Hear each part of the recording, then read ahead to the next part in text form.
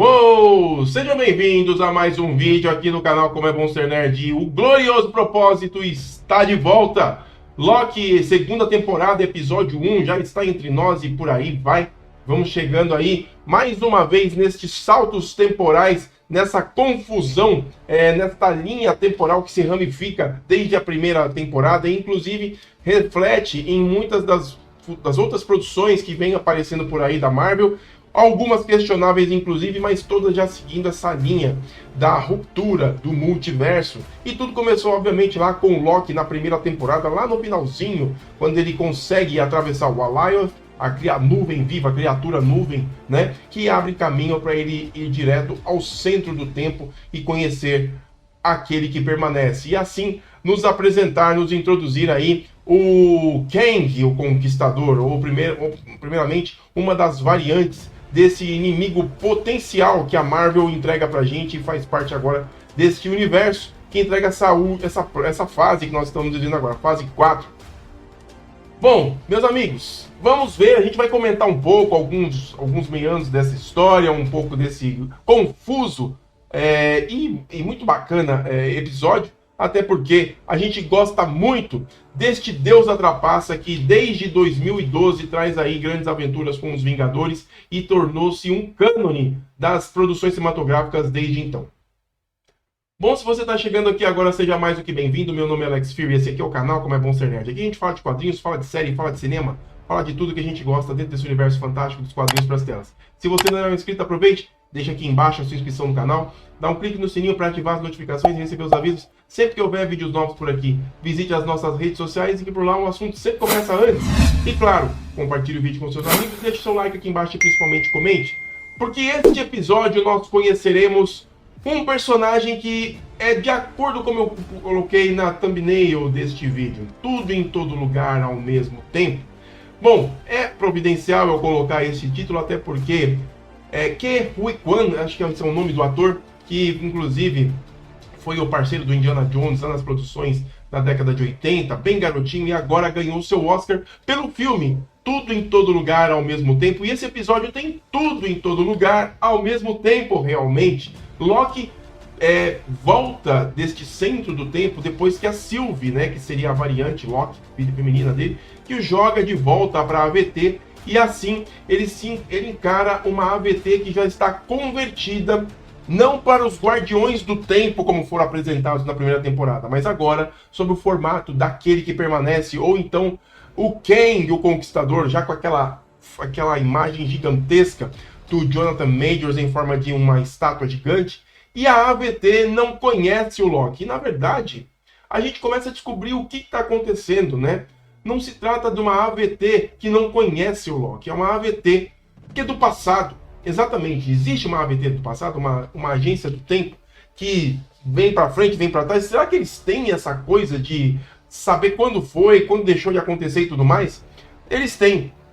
E o que acontece com o Loki? Ele, depois que ele passa por esse centro do tempo, depois que ele passa lá pelo castelo do Kang, por assim dizer, ele, quando é jogado pela Sylvie, ele cria um lapso temporal em que ele fica passeando entre os tempos de forma involuntária, como se fosse uma doença. E é por isso que no trailer a gente vê aquela coisa meio que viva de saltos do Loki, sem ninguém abrir portas ou nada para ele. Ele vai por natureza, como se fosse um espasmo, uma coisa natural do corpo dele. E esse episódio, não fiquem afoitos por não saber disso ou saber daquilo, de referência da Marvel. Não, muito pelo contrário. A ideia é justamente essa.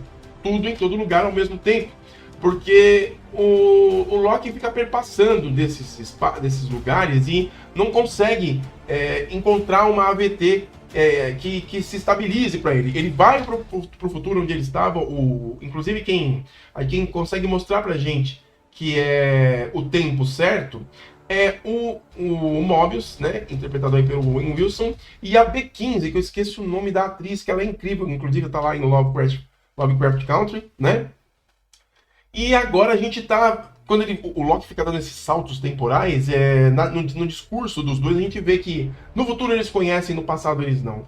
E nessa jogada, ele precisa encontrar um jeito de se estabilizar. Inclusive, ele encontra um dos funcionários, que foi o cara que, inclusive, mostrou aquela gaveta cheia das joias do infinito, que ele achou absurdo ele ter tantas joias do infinito guardadas na gaveta, que ele, inclusive, fez a brincadeira de dizer que eles usam lá na AVT algumas como peso de papel, para mostrar o quão poderosa é essa agência, né? E, obviamente, a farsa dos Guardiões do Tempo foi desvendada pela própria Sylvie, que cortou a cabeça de um deles na primeira temporada, e mostra que eles eram apenas robôs que criavam uma falsa sensação de liderança, né? De poderio dentro da AVT, e quem realmente mandava em tudo aquilo era o Kang, né? Estava por trás de toda essa história que na série é conhecido como aquele que permanece. E por que a gente está falando tudo isso de tudo em todo lugar ao mesmo tempo? Porque o episódio dessa vez, por incrível que pareça, não é o Tom Hiddleston que controla, que protagoniza 100%. Ele apenas é a condução para dizer que a série do Loki tem essas ramificações e essas ligações, muito menos o próprio Owen Wilson na pele aí do Mobius M-Mobius. Mas quem puxa este episódio é um personagem conhecido como Ouroboros. E é vivido aí pelo Ke Huy Quan. E esse cara, velho, vamos combinar. Na hora que ele fala o tempo que ele vive ali, você começa a fazer umas questões assim, os questionamentos. Caramba, a AVT tem uma longevidade extrema, porque o Ouroboros, ele tem 400 anos com uma pele de bebê, se eu for parar para pensar. E ele é ali dentro da AVT uma espécie de sabe tudo. Ele é o cara como se fosse o departamento de ciências aplicadas que tinha lá nos laboratórios Wayne, né, nas empresas Wayne, que ninguém ia, só o Lucius Fox que ia. Exatamente, ele é o cara que sabe de tudo. Ele é o cara que conhece tudo. E ele é datado de 400 anos de AVT só da vivência dele. Então, provavelmente a AVT tem muito mais do que isso. E ele conhece os caras e ele fala pro Mobius, né? Depois que, enfim, ao longo da história, que eu já vou pular direto pra cá, porque acho que são um dos momentos mais empolgantes da história. Fora os saltos temporais que o Loki tá fazendo, que o Mobius não entende o porquê que isso tá fazendo. Ele tenta entender o que ele pode fazer para resolver aquilo e não consegue. E ele chega nesse cara. Vocês vão ver o caminho que eles fazem para poder chegar até o Ouroboros, né? Que a AVT é enorme, né? A AVT é gigante. Falar em gigante, né? Tem um momento da história que eu acho bacana na abertura, que o Loki tá fugindo do pessoal lá e ele acaba caindo no abismo lá, no meio do nada, onde tá toda a cidade da AVT, né? E ali cai em cima de um dos carros da AVT. É bacana que é uma coisa meio assim, tosca, de Blade Runner, com aquele visual de carros que voam, né? E ele acaba caindo entre essas pessoas e assim começa essa aventura até chegar no Ouroboros. Muito bacana esse começo, inclusive, né? Porque a gente só conhece a AVT, se for parar para pensar, dentro daqueles corredores administrativos, que aquilo tudo tem uma cara de repartição pública enorme. E o Loki sai daquilo, e o fato dele sair daquilo mostra um outro ambiente, né? Principalmente quando ele tá andando num desses carros aí. Bem bacana a cena, destacando o que existe para fora das janelas daqueles prédios, né? E ali, eles vão pro Ouroboros, vão conhecer o Ouroboros. O Ouroboros, cara, ele tem 400 anos, mas você tem uma memória de elefante. Ele falou pro Mobius, cara, eu lembro de você, cara. E o Mobius, sabe, você quer lembrar o nome da pessoa, e ele não lembrava, e ele deve ter muito menos tempo do que o cara. Ele fala, você veio me procurar uma vez aí, né, pra pedir uma informação, e é isso. Dá aquela conversa de maluco que não chega. E é assim que os dois mostram essa proximidade um do outro, e realmente ele quer resolver o problema do Loki. E aí ele fala, cara, o meu amigo aqui, o Loki, né, ele tá com um problema que de repente ele desaparece. Quando eles falam, o Loki desaparece. Aí, tá vendo? E aí, o que eu faço? O que eu ajudo? Como é que eu ajudo esse cara? Ele falou, olha, eu já vi isso. E é assim que você descobre quanto tempo que o Ouroboros tem. Eu acho que, cara, eu já vi isso acontecendo, né? E aí o que acontece? O Loki, nesse salto temporal, ele vai, né, pro espaço pro setor onde o Ouroboros trabalha, só que no passado. E assim, finalmente, eles se conhecem, né? E aí ele fala, quem é você? O que você tá fazendo aqui? Não, eu tô passando por uma situação tal, que eu fico desaparecendo, indo pra frente, indo pra trás tal. Aí ele... Isso é deslizamento temporal. Ele, como é que é? Você já viu isso acontecendo? Claro! E assim, o Ouroboros muito simples e ao mesmo tempo muito certo do que fala. É um cara que, se for parar pra pensar, ele é como se fosse o centro de tudo lá na AVT. E é legal que ele fala assim, poxa cara, eu tô sempre atento aqui no meu serviço. Por isso que eu trabalho há 400 anos sem dormir. Eu prefiro estar sempre atento para tudo. O cara não dorme. 400 anos ali, na fita, firme e forte, né? Com aquele departamento bagunçado e tal. Mas o cara sabe onde tem tudo. E por falar em ter tudo, ele diz que esse problema é fácil de se resolver. Tanto que o Loki volta depois num outro salto, vai lá pra frente. E ele mostra um aparato que parece um narguile. E é um... como é que fala? Um extrator temporal. Um extrator temporal, o que você pensa? Ele vai extrair alguma coisa do tempo, né? Talvez o Loki, quem sabe? Bom, o nome já diz tudo, né? E eles precisam de um caminho, de um certo cuidado para poder fazer isso. E é aí que o episódio fica interessante, porque a gente começa a explorar outros ambientes da AVT que só o Ouroboros conhece. E ele fala assim, não, a gente tem que ir no setor onde a gente abre uma comporta, que você vai precisar usar uma roupa especial para poder acessar o clipe ali da linha do tempo e conseguir colocar o extrator e pegar o seu amigo. O seu amigo está preso em vários lugares ao mesmo tempo. Então você precisa resgatar ele para poder retomar na linha. Só que você tem pouquíssimo tempo, você vai usar uma roupa especial. Se você tem tanto tempo que você não der conta de fazer o serviço de extração durante esse período, falando isso pro Mobius M-Mobius, que é ele que vai fazer esse serviço, você pode ser, a sua pele pode ser arrancada, pode ser derretida, você pode morrer. Você pode morrer. Exatamente. Ele... Tá. Ou seja, tô ferrado, né, cara? Eu vou fazer esse serviço. E é legal você estar nesse clima de falar de uma coisa tão simples, tão comum, mas que vale a sua vida. E o Mobius M-Mobius tá bom, cara. Eu preciso sair, tirar meu amigo. E é nesse clima que a história vai, né? É bacana que esses personagens vão se encaixando nessas possibilidades e ao mesmo tempo a gente vê os outros, tanto em cada linha do tempo, discutindo qual que é o futuro da AVT, né? E lá no painel, aquilo lá, né? A linha do tempo sagrada aqui no meio e as várias ramificações saindo. Quem se preocupa muito com essas ramificações é a B15. Eu tô falando B15, não sei se estou falando certo, mas é a soldado B15, uma dos soldados da AVT. E ela se preocupa porque as linhas do tempo que se ramificam representam outros mundos, outras vidas, outras pessoas. Ou seja, são vidas que estão aparecendo ali e se eles interferirem ali, eles vão estar ceifando essas vidas. Então existe um olhar com relação à proteção de tudo isso daí, né? Aliás, já foi discutido aí amplamente na internet que a intenção de que essas ramificações estejam aparecendo são praticamente uma porta de entrada para as guerras secretas, que vai ser o mega evento daqui a uns 2 ou 3 anos, segundo as adaptações que estão sendo feitas na Marvel, até porque depois da Guerra dos Roteiristas as coisas ficaram um pouco mais paradas, e eles vão ter que fazer essas produções mais para frente. Aliás, isso é uma decisão, inclusive, de evitar que os estúdios se assoberbem demais com muita coisa e acabem extrapolando nas produções e fazendo com que a fórmula dos filmes de super-herói acabem ficando um tanto quanto desgastadas mais do que já estão. E assim, esse episódio tem essa ligação com essa possibilidade das Guerras Secretas, porque, só para recordar, nos quadrinhos as Guerras Secretas, né, é formada por um grupo de heróis que se encontram num local conhecido como Battle World, né? Esse é o mundo de batalhas que é construído com pedaços de realidades até se formar um grande planeta com essas peças coladas. E é muito provável que todas essas ramificações sejam quebradas e refeitas, recolocadas, remontadas num Battle World. E é muito provável que isso seja mostrado lá no filme do Deadpool. E assim, fazer todas essas ligações que a AVT se propõe a fazer desde já, como solução para salvar este multiverso ramificado que aqui se apresenta.